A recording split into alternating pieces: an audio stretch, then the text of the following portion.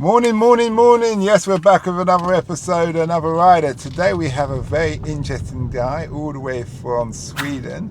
His name is Leif and he's a specialist in Islamic studies. But even more importantly, he's done a football meets religion. What do you call it? It's an exhibition. Exhibition, thank you. And he's going to explain to us how religion has infiltrated football, or football's allowed religion to come in. But before that, don't forget to like, subscribe and follow and share. Nice to have you here today, Leif. Thank you very much. Okay, so why, you're a professor, why did you choose Islamic studies? Coincidence. I just think that religion is an interesting social phenomena.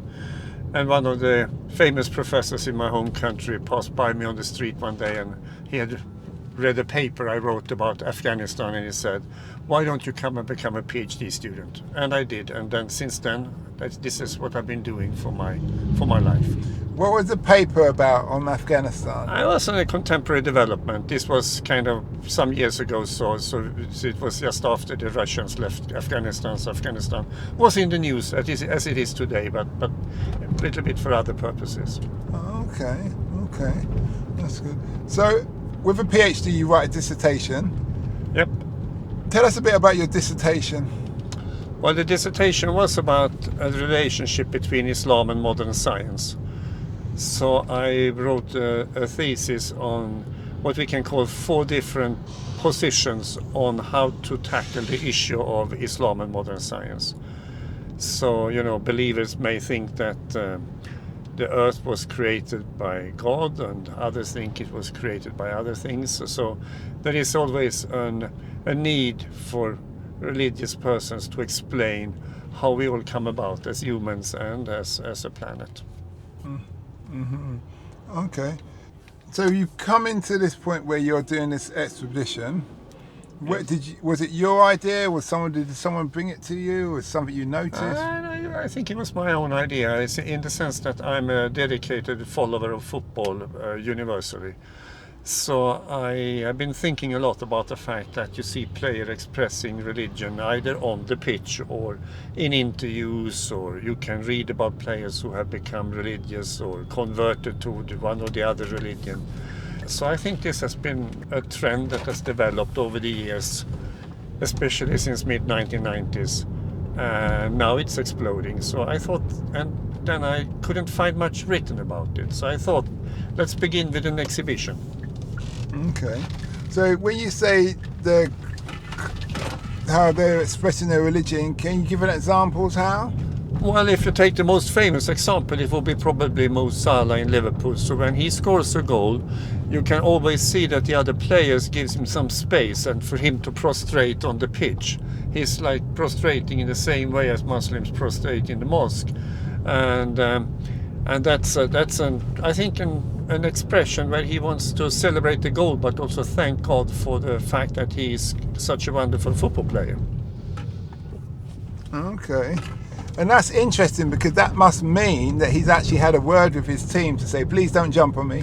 Let me just thank my God. Well, yeah, it is interesting, because I've been speaking to actually several players on different levels, and they often say that, yes, I play together with people who are religious. They pray before the game, after the game, etc.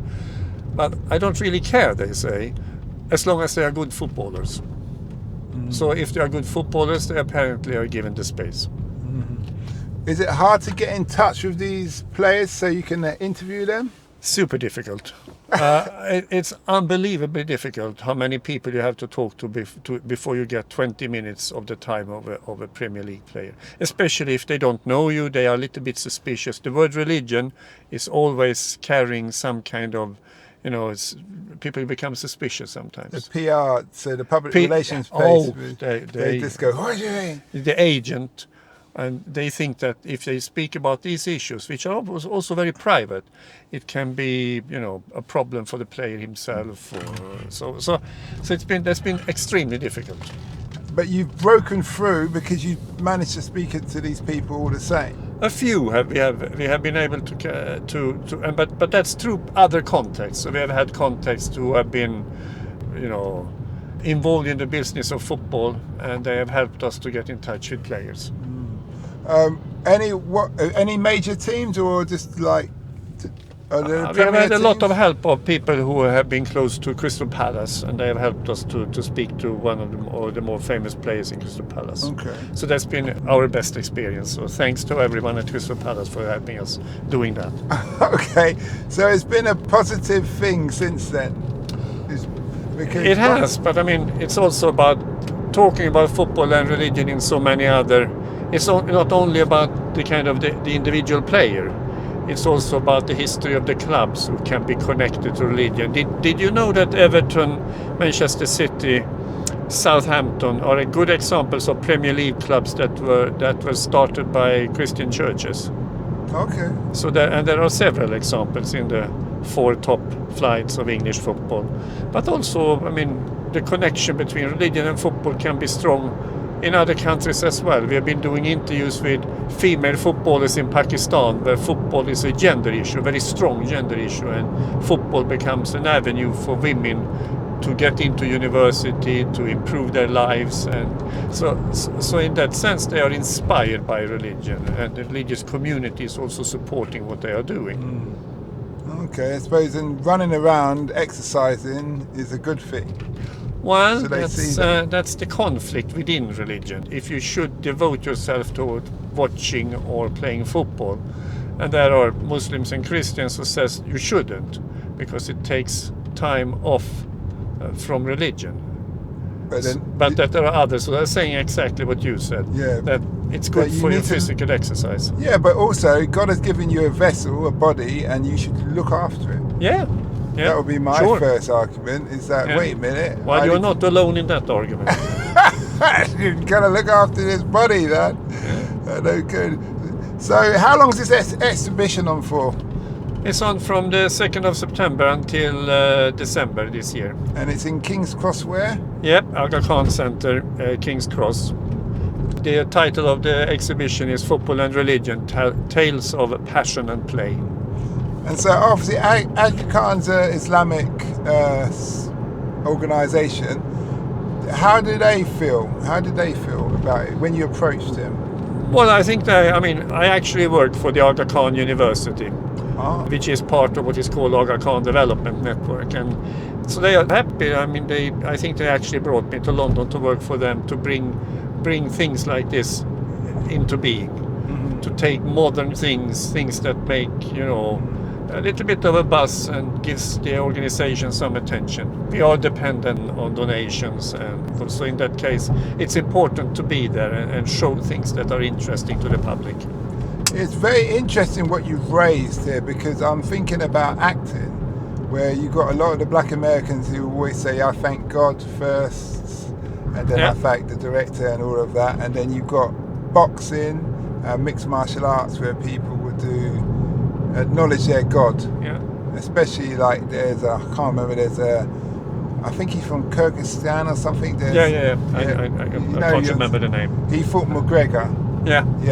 He's very Islamic. Sure. And stuff like that. So, and I think people do resonate when they think, I can resonate. He's like my tribe. And the beauty of that is obviously religion has no race.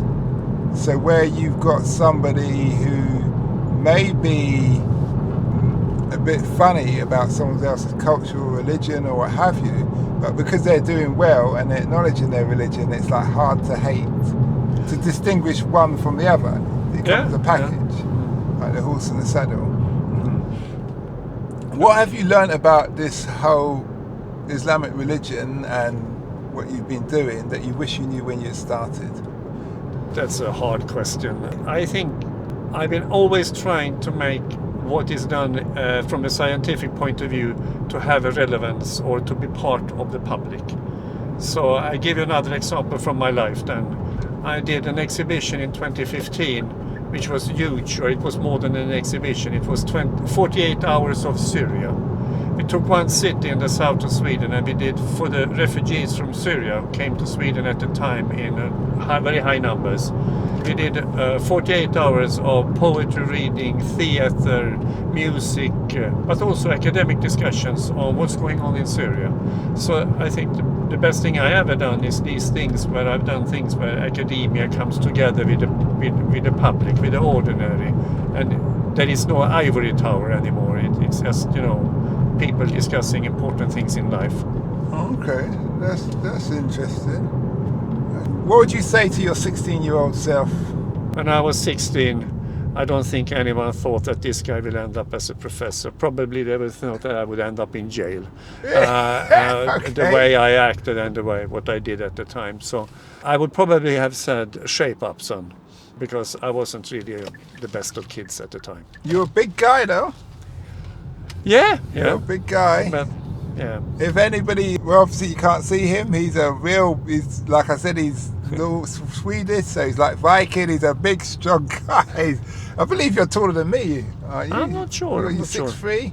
I was, but I'm also older than you, so I've been shrinking. Shrank. Yeah, I shrank as well. I used to be 6'3" plus. Now I'm 6'2" plus. Yeah. In that respect. Okay.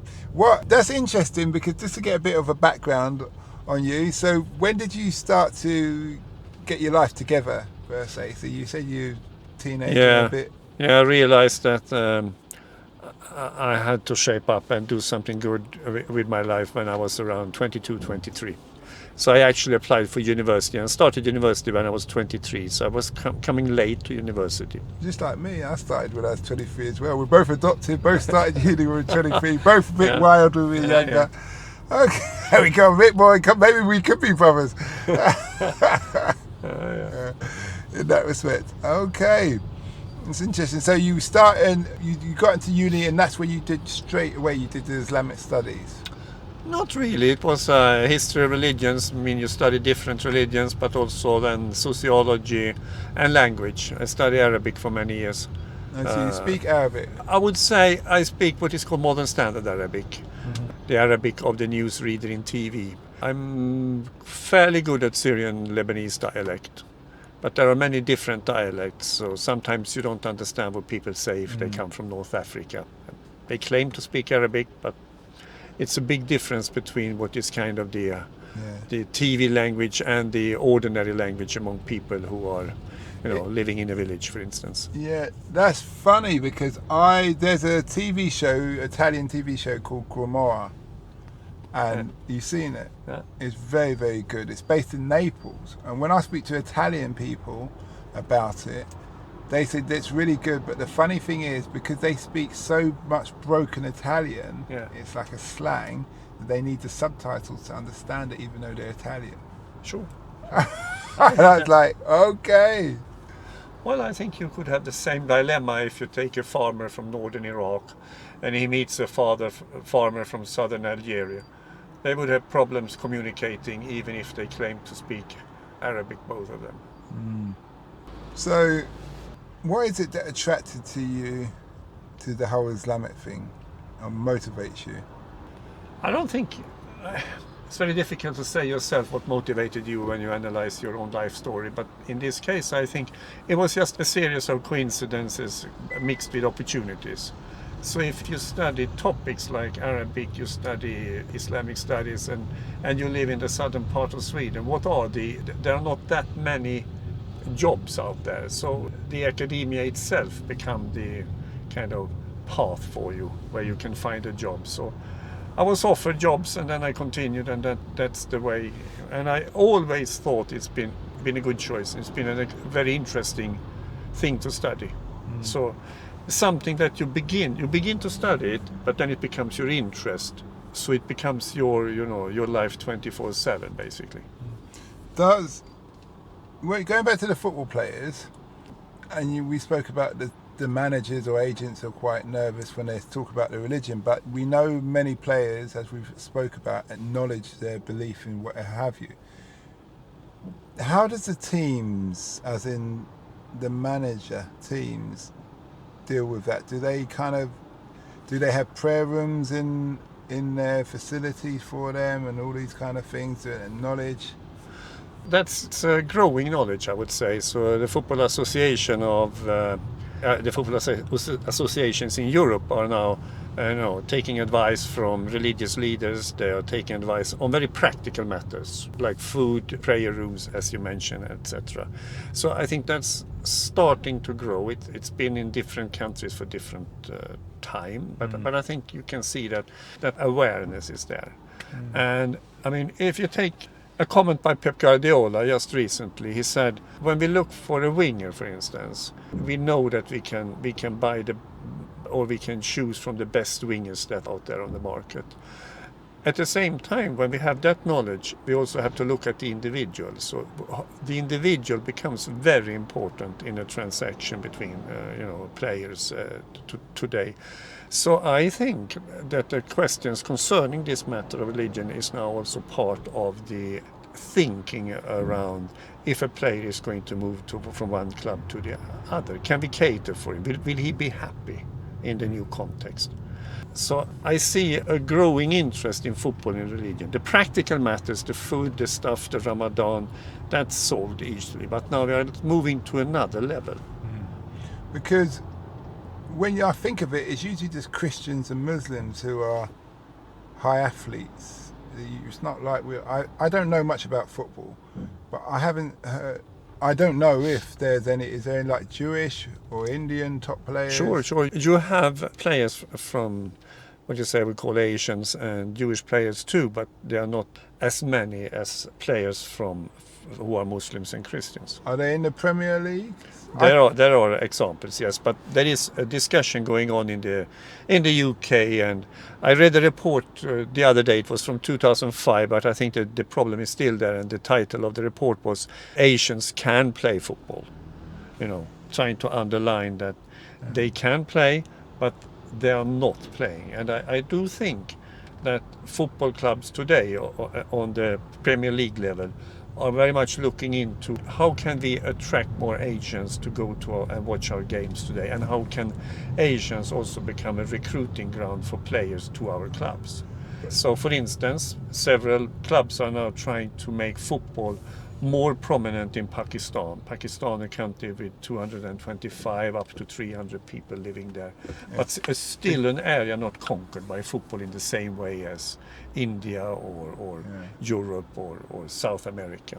Yes, because also business-wise, that's a quarter of a million people. It's a lot of more money. It's big business. Yeah, big business and stuff like that. It's interesting when you speak about the Asians and football, because I had an interview with a guy from West London, and I think he used to play QPR juniors or something. He's an Asian, and he was saying that he felt ostracized, I think that's a word, because he wasn't selected for like the actual QPR team.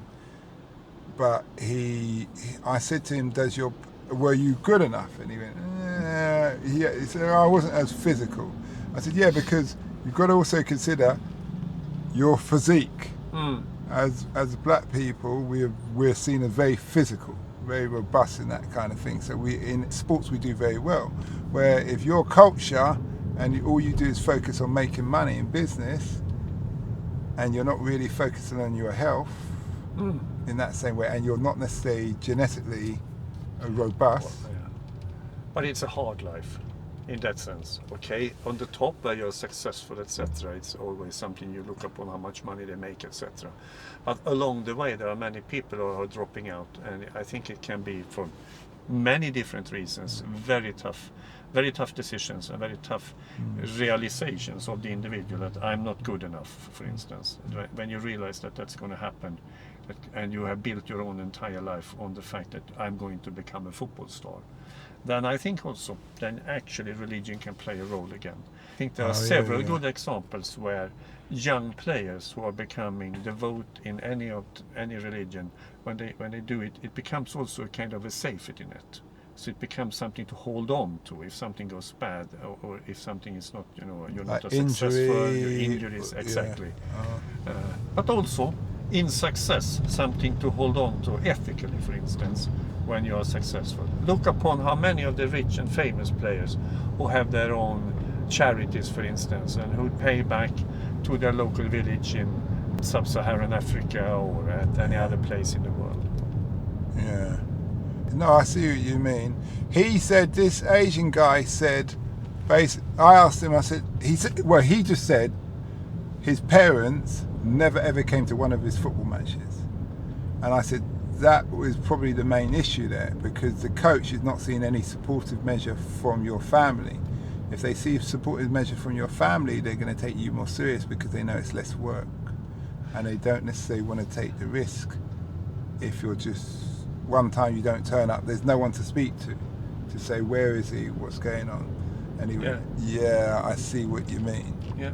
In that respect. But yeah, with religion, I can see how religion gets people through a lot of things. Can do. So in that sense, I think it's very interesting, because then, if that is the case, what happens then with the famous, if they are expressing their religion publicly, and it affects other people in society? So sometimes I think that this is a way where religion is coming back in public life, or one of them. Can I give you one example? Yeah. I know it's a little bit boring, but no, it's good. 5 to 6% of the Brazilian population was evangelical or Pentecostal Christians in the 1980s. This is according to a report that came out a couple of years ago. Today, the number is about 30% of the population is evangelical or Pentecostal. And one big support, or one thing that has been part of this change, is something called Athletes for Christ. So the athletes, primarily football players, have been converted into this evangelical type of Christianity, and that has affected the entire population. Because originally they're Catholics, aren't they? Yes, so 60% of the population was earlier. So now this is shifting. But then also you've got to take into consideration, and I know this might be a bit controversial, if I'm a poor Brazilian and I get opportunity to play football like Ronaldo or all those kind of people, or Pele, I would say. Yeah, but take them. You have them, Firmino. You have 3 of them in Liverpool today. Yeah. But what I'm saying is, if they say to me, okay, you can come and join us, but we're evangelicals, so, you come and join us as an evangelical. Yeah, but if you are then uneducated, I mean, I'm not saying that is necessarily a problem, but then religion can be something to hold on to.